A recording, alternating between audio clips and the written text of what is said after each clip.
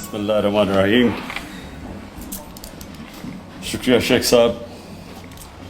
میں آیا تو آج ای پاسپورٹ کی انوگریشن پہ تھا، لیکن بڑی اور بھی آپ نے باتیں کر دی. میں سب سے پہلے ٹیکنالوجی کی بات کرنا چاہتا ہوں. دیکھیں، دنیا میں ٹیکنالوجی نے جو سب سے بڑا کام کیا ہے، لوگوں کی زندگیاں آسان کی ہے. اور سیکنڈ جو سب سے بڑا کام کیا ہے کہ جو کیپیسٹی تھی آفیشلز کی کرپشن کرنے کی، وہ ٹیکنالوجی کی وجہ سے وہ کیپیسٹی ختم ہو گئی. جتنی بھی آپ ایکسپیریمنٹ کریں، اپنے تجربے سے دیکھیں، تو آج سے 22 سال پہلے شوکت خانم نے ہم نے پیپر لیس اپنا سارا سسٹم کر دیا تھا، اور ساری ہم نے ٹیکنالوجی کی وجہ سے سب کچھ، کوئی گنجائش نہیں رکھی کہ پرچیاں چلیں یا کچھ چلیں، جس کی وجہ سے بڑی لیول پہ کرپشن ہوتی تھی. اور اتنا زیادہ فرق پڑا ہاسپٹل پہ کہ ایک دم جیسی آپ نے پیپر لیس ہاسپٹلس کے سسٹم کیے، کرپشن بھی چھوٹی موٹی جو دوائیوں کے اندر پرچیوں پہ ہوتی تھی وہ ختم ہو گئی، ٹرانسپیرنسی آ گئی. اگر کوئی بھی غلطی ہوتی تھی تو وہ 2 منٹ کے اوپر پکڑی جاتی تھی. تو میں نے تب سے سوچا تھا کہ پاکستان کے اندر یہ جو پیٹی کرپشن ہے، دیکھیں 2 قسم کی کرپشن ہوتی ہے. ایک ہوتی ہے بڑے پیمانے میں، مثلا بڑے بڑے کانٹریکٹس کے اوپر کرپشن کی جاتی ہے. مثلا نیشنل ہائی وے اتھارٹی، اس پہ جو کرپشن کی گئی ہے وہ آپ اندازہ نہیں لگا سکتے، جو ملک کو نقصان پہنچاتی ہے. کہ اگر 2013 کے کانٹریکٹس جو نیشنل NHA کے کانٹریکٹ سڑکوں پہ دے رہے تھے، اور 2021 میں 23 کروڑ فی کلومیٹر کم پہ دے رہے تھے، تو آپ خود اندازہ لگائیں کہ کتنا زیادہ مارجن تھا جس کے اوپر پیسہ بن رہا تھا فی کلومیٹر. اور ہم نے جب وہ کیلکولیٹ کیا جتنی سڑکیں بنائی گئی، تو 1000 ارب روپے کی اس کے اوپر سائفن آف کیا گیا تھا. پیسہ سڑکوں سے نکالا گیا تھا، لوگوں کی جیبوں میں گیا تھا. تو یہ ساری چیزیں جیسی آپ ای ٹینڈرنگ کرتے ہیں، جتنی آپ ٹیکنالوجی کا استعمال کریں گے، یہ کرپشن نیچے آ جائے گی ملک میں. تو مجھے اس کی سب سے زیادہ خوشی یہ ہے کہ جو عام ہمارا اس ملک کا جو مزدور، جو سب سے بڑا اثاثہ ہے، جو جا کے باہر محنت کرتا ہے، 12 گھنٹے کام کرتا ہے، اپنی سیونگز پاکستان بھیجتا ہے، اور اس کے اوپر یعنی ریکارڈ ریمیٹنسز آئی ہیں پاکستان میں. 31 ارب ڈالر کی ریمیٹنسز آئی ہیں، جس کی وجہ سے اللہ کا کرم ہے کہ ہم ان مشکل حالات میں، جب تیل کی قیمتیں آسمانوں پہ چلی گئی ہیں اور ہمارا جو کرنٹ اکاؤنٹ بیلنس ہے وہ افیکٹ ہوا ہے اس کی وجہ سے. کیونکہ جب تیل اتنا اوپر چلا جائے، ساری چیزیں مہنگی ہو جاتی ہیں، امپورٹس مہنگی ہو جاتی ہیں. تو یہ ہمارے بیرون ملک پاکستانی محنت کش لوگ ہیں جن کی پیسے کی وجہ سے آج ہماری اکانومی سسٹینیبل ہے. تو ان کے لیے جتنی بھی ہم آسانیاں پیدا کریں، ملک کا ہی فائدہ ہے، انسانیت کا بھی فائدہ ہے، کیونکہ وہ غریب ترین لوگ ہوتے ہیں.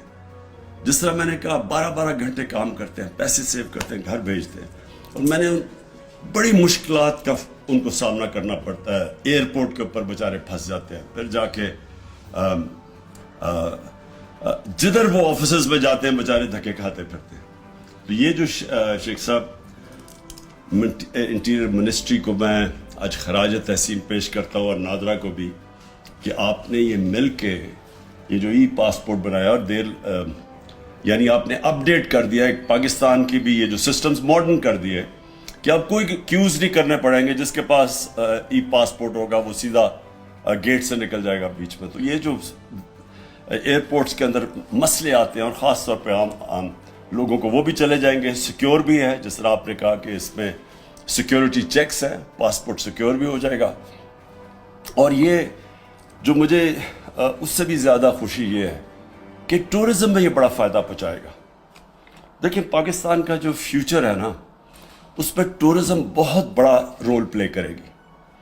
ہمارا اس وقت مسئلہ ہے کہ جیسے جیسے ہماری ایکسپورٹس اوپر جا رہی ہیں لیکن ابھی بھی ہماری امپورٹس اس سے بہت زیادہ ہے. تو وہ جو گیپ ہے، ٹریڈ گیپ جسے کہتے ہیں، وہ ہمیں جب تک ہماری ایکسپورٹس کی کیپیسٹی بڑھتی نہیں جاتی کہ ہم ایکسپورٹس اپنی امپورٹ سے آگے لے جائیں، تب تک یہ جو گیپ فل ہو سکتا ہے. ایک تو ریمیٹنسز سے اوورسیز پاکستانی کرتے ہیں، دوسرا ٹورزم. پاکستان ایک وہ ملک ہے جس کو اللہ نے اس طرح کی ویرائٹی دی ہے کہ ہم ہر قسم کی ٹورزم اٹریکٹ کر سکتے ہیں، لیکن ہم نے کبھی توجہ نہیں دی ٹورزم کے اوپر، اور ٹورسٹ کے لیے آسانیاں نہیں پیدا کی. ہم نے ریزورٹس کے اوپر کبھی سوچا نہیں. ہم نے ٹورزم کو ابھی انڈسٹری بنایا ہے، اس کو پہلے انڈسٹری بنانا چاہیے تھا اور انسینٹیوائز کرنا چاہیے تھا کہ باہر سے آئے لوگ انویسٹ کریں ریزورٹس کے اوپر. اصل میں ٹورزم صرف ایک ٹورسٹ آ جاتا ہے ملک میں، اس سے فائدہ نہیں ہوتا. ٹورسٹ ملک کے اندر آ کے جب پیسہ خرچ کرتا ہے تو ملک کو فائدہ ہوتا ہے. اس کے لیے ریزورٹس چاہیے، اس کے لیے ہم نے کبھی ان کو انسینٹیوائز نہیں کیا. ہم نے بہت بڑی ایک کام کیا ہے کہ ہم نے اسکردو کو انٹرنیشنل ایئرپورٹ بنا دیا. اس کا مطلب یہ کہ ڈائریکٹلی لوگ اب اسکردو آ سکیں گے، نہیں تو وہ آ کے بیچارے یہاں پھنستے تھے کہ موسم خراب ہوا ادھر اسلام آباد میں. لوگوں کے پاس ٹائم نہیں ہوتا کہ اگر مثلا میری 2 ہفتے کی چھٹیاں ہیں، اب میں 2-3 دن یا اسلام آباد میں انتظار نہیں کر سکتا کہ فلائٹ آئے تو میں اسکردو جاؤں. تو یہ جو اب ہم سٹیپس لے رہے ہیں اور پھر اس کے ساتھ ای پاسپورٹ کو ٹورسٹ آتا ہے اس کے لیے آسانیاں پیدا کریں، اور اس سے بہت آسانیاں پیدا ہوں گی. تو یہ جو ہماری انشاءاللہ ٹورسٹ انڈسٹری کو جو چیزیں انسینٹیوائز کرتی ہیں، جس میں ایک ای پاسپورٹ بھی ہے، اس سے یہ ہوگا کہ اس ملک کا آگے جا کے جو پورا پوٹینشیل ہے، جو ہم ابھی تک اس کا پوٹینشیل کے قریب بھی نہیں پہنچ سکے، یہ اللہ کی ایک اس نے ہمیں یہ تحفہ دیا ملک کہ اس کا ہم سوچ بھی نہیں سکتے کہ یہ کدھر سے کدھر پہنچ سکتا ہے اور یہ ملک کتنا خوشحال ہو سکتا ہے. آخر میں شیخ صاحب آپ نے بات کی یہ جو پولیٹیکل کرائسس ہے، دیکھیں یہ پولیٹیکل کرائسس تو ملکوں میں آتے رہتے ہیں، کوئی نئی چیز نہیں ہے. پارلیمنٹری ڈیموکریسی کے اندر کرائسس آتا رہتا ہے. کبھی مثلا لوگوں کو اپنی پارٹی کے اندر کانفیڈنس چلا جاتا ہے. نو کانفیڈنس ووٹ ایک جائز جمہوری طریقہ ہے. اس کرائسس کا یہ ہے ایک فورن امپورٹڈ کرائسس.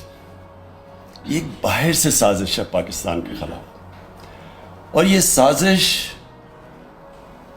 تب سے ہوئی جب سے وہ لوگ جو باہر سے پاکستان کو ایک ٹیلی فون کال کے اوپر کنٹرول کرتے تھے، ایک ٹیلی فون کال پہ ہمارے سے چیزیں منواتے تھے ہمارے نیشنل انٹرسٹ کے خلاف، وہ لوگ برداشت نہیں، ان کو عادت نہیں ہے کہ پاکستان میں کوئی ایسی لیڈرشپ ہو جو اپنے ملک کے انٹرسٹ کے لیے فیصلے کرے، کسی اور ملک کے انٹرسٹ کے لیے اپنے ملک کے لوگوں کے مفادات قربان نہ کرے. جو وار آن ٹیرر میں آپ کے سامنے ہوا ہے کہ تباہی ہوگی پاکستان کی، کوئی ایک مجھے بتا دے کہ اس جنگ میں شرکت کر کے کیا فائدہ ہوا؟ صرف نقصان ہی نقصان ہوا. ہمارے معاشرے کے اندر جو بیچارے، اور خیر میں تو کتنے ہسپتال گیا، لوگ بیچارے کسی کی ٹانگیں نہیں ہیں، بازیں نہیں ہیں، کوئی پیرالائز ہو گئے جو بچے تھے. یہ بم اٹیکس جو ہوئے تھے 80,000 لوگ ہمارے مر گئے. لیکن جو قبائلی علاقے کے لوگوں سے ظلم ہوا ہے، ہم تو دور تھے یہاں، ہمیں تو پتہ نہیں ان سے کیا ہوا ہے. 4 ڈرون اٹیکس، وہاں جو تباہی مچی، وہاں 35 لاکھ لوگوں نے نقل مکانی کی. زکوٰۃ دینے والے اوور نائٹ زکوٰۃ دینے والے بن گئے. کسی نے نہیں پوچھا کہ یہ کیوں ہوا. یہ سب کچھ ہر چیز کی پوسٹ مارٹم ہوتی ہے، اس لیے کہ ہم نے اپنے ملک کے انٹرسٹ کو قربان کیا کسی اور ملک کو فائدہ پہنچانے کے لیے، جس نے اپریشیٹ بھی نہیں کیا. تو اس لیے عادت نہیں ہے ان کو، باہر کے لوگوں کو عادت نہیں ہے کہ پاکستان میں ایسی لیڈرشپ ہو جو اپنے ملک کے مفادات کو آگے رکھے. انڈیپینڈنٹ فورن پالیسی کا مطلب ہوتا ہے ایک فورن پالیسی جو اپنے ملک کی انٹرسٹ کو آگے رکھتی ہے. تو یہ جو سازش ہے، یہ انشاءاللہ میں نے مینشن کیا کہ میرے پاس ڈاکیومنٹ ہے، وہ آج ڈاکیومنٹ میں سینئر جرنلسٹ کو اب دکھاؤں گا. لوگ سمجھتے ہیں نا جی کہ کوئی ڈرامہ ہو رہا ہے، یہ ڈرامہ نہیں ہو رہا. ہم صرف یہ دیکھ رہے تھے کہ ہم اپنے ملک کے انٹرسٹ کو پروٹیکٹ کرنا چاہتے ہیں، اس لیے ہم وہ پوری طرح لوگوں کو بتا نہیں سکتے کہ وہ کن ممالک یا کن یعنی کون سے لوگ تھے باہر جنہوں نے یہ ہمیں یہ جو دھمکی دی ہے. لیکن کیونکہ اس کو شک کیا جا رہا ہے کہ شاید عمران خان کوئی اس طرح اپنی حکومت بچانے کے لیے اس طرح کر رہا ہے، اس لیے میں نے آج فیصلہ کیا میں ٹاپ پاکستان کے صحافیوں کے ساتھ وہ شیئر کروں گا. میں یہ جو لوگ انجانے میں سازش کا حصہ ہے، ان کو نہیں پتا کہ وہ کتنی بڑی سازش کا حصہ ہے، ان میں سے جو ہماری الائڈ پارٹیز ہیں ان میں سے ایک ایک کو بلواؤں گا، ایک آدمی نمائندے کو بلواؤں گا، ان سے شیئر کروں گا، بتاؤں گا کہ یہ ڈاکیومنٹ ریل ہے. اور میں یہ جو کہہ رہا ہوں نا لوگوں کو کہ بہت بڑی سازش ہے، یہ جتنی میں کہہ رہا ہوں اس سے زیادہ سازش ہے، اور وہ ڈاکیومنٹ کے اندر واضح ہے. تو شیخ صاحب آج میں ان سب کو دکھاؤں گا تاکہ لوگوں نے جو فیصلہ کرنا کرے، لیکن کم از کم فیصلہ کرتے وقت یہ سوچ لیں کہ جو بھی آپ فیصلہ کریں گے کہیں آپ ایک بہت بڑی انٹرنیشنل سازش جو پاکستان کے خلاف ہو رہی ہے اس کا حصہ نہ بن جائے. شکریہ.